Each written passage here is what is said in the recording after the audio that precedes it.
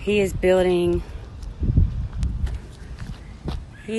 plants, plant boxes for the garden, and it is all a work of the Lord.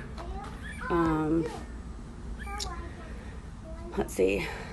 I'm trying to figure out how to turn this around. Because in December, when I came to this church, the Lord told me I got an affinity for the prayer garden, and he said, don't leave until it's finished. So I prayed for 6 months, and all of a sudden, the Lord brought funds and workers, including my own funds. And let's go look at the prayer garden real quick. It all happened at once. Okay, come on, let's go look at the prayer garden. So we're going to have a book. After the Lord gave me the blueprints of how he's going to bring people to the church, I found out that there is a boulevard right in front of the church street that's being, what? See, this says something new coming soon. So, Mr. Jim is building the plant boxes. Right here is where I got on my knees, and the Lord said, don't leave the church. I committed to not leave the church until the prayer garden was complete. And let me tell you, he is doing something special with his prayer garden, because the first fruits of the church that used to go here got in contact with us, donated a lot of money, but also we went and stayed the weekend with them last weekend, and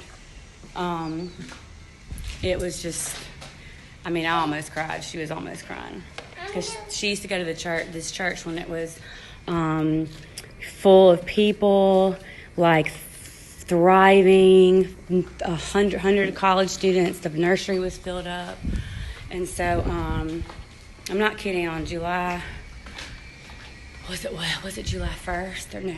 July 1st or 2nd. I have it all written down. The Lord gave me blueprints, literally, and said he was going to bring revival to this church. And I called my pastor that same day. I said, Mom, we have got to call the pastor, because the Lord has told me that he's going to bring revival. And he specifically said, the first fruits of Achaia. I was reading my Bible, and the Lord started talking to me about the first fruits of Achaia. And we called the pastor, and I said, I don't know how to tell you this, but get ready. Then after that, I was like, Mom, why is the road being dug up in front of our church? Come to find out, because we just started, I just brought in a group called Tabernacle of Prayer, because they lost their building to pray here on Thursday nights, and they're not a part of our church. And it literally happened the first night I got home from our prayer meeting. We prayed over the church, the four corners. This is a Tabernacle of Prayer group. They've gotten kicked out of every building they've ever been in. And I was like, well, hey, y'all can use our church. The Lord ordained this. So we prayed over the whole church, the whole building. And then that night when I got home, I found out that one of the older members was on the phone with my mom and was basically like crying. And she's the one that donated just a lot of money to this prayer garden.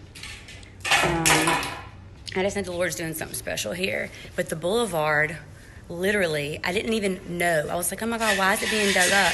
They're doing a $2.1 million project that is literally good. I just talked to the construction worker.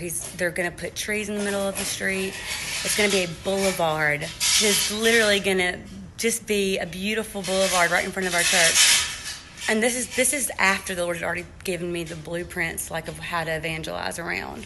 He said from Midtown to here, Rock and Roll Sushi, all those places, put up signs, because Brenda, one of the prayer on the prayer team, said the students are going to come, and you need to put a sign up that says "Come hungry and come thirsty." And I thought, that's really weird.